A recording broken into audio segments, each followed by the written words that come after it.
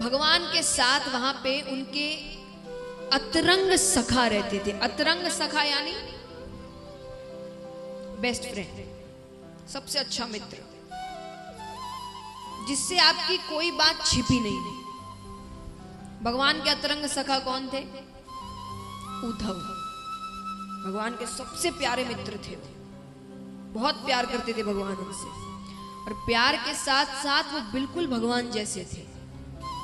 रूप रंग चाल ढाल ज्ञान हरकतें सारी भगवान जैसी थी उनकी। रूप रंग में तो ऐसा कहा जाता है कि भगवान ने उनको भेजा, एक कारण यह भी था कि उनको देखकर एक बार गोपियां यशोदा मैया सबने सोचा था कृष्ण आ गया।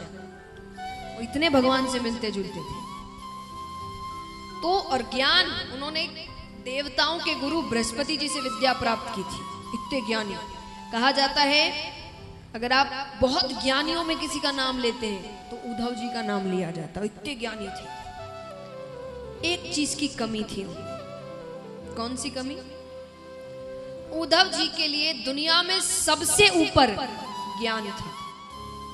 वो ज्ञान से ऊपर और किसी चीज को नहीं समझते थे, लेकिन भगवान जानते थे ज्ञान से ऊपर भी कुछ है, और वो है प्रेम। उद्धव जी प्रेम को इतना महत्व नहीं देते थे, सिर्फ ज्ञान। तो भगवान कोशिशें कर रहे थे कि इसको प्रेम तत्व कैसे समझाऊं मैं, पर मौका नहीं मिल रहा था।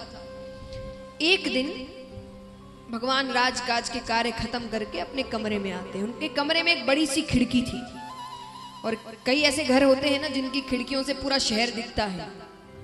दिखता है यानी एक घर नहीं दिख रहा, पर आपको ऊपर से सब कुछ दिखता है, कई छत में से दिखता है। तो भगवान की जो खिड़की थी कमरे की, उससे यमुना नदी का तट दिखता था, वृंदावन वाला। आज भगवान को वृंदावन की बहुत याद आ रही है। यहाँ कई ऐसे होंगे जिनके बच्चे बाहर पढ़ते होंगे, तो हमें बच्चों की याद तो आती ही है, या बच्चों को आपकी याद तो आती है, रोजाना ही आती है, लेकिन कभी कभी ऐसा होता है बहुत याद आती है।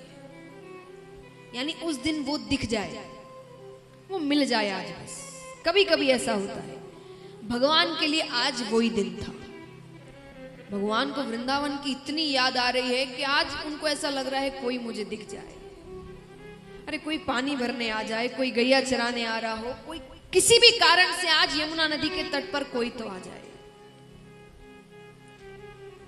अब कई बार जब बहुत याद आती है तो आपको कभी कभी महसूस होने लगता है वो पास है। तो एक लीला हुई।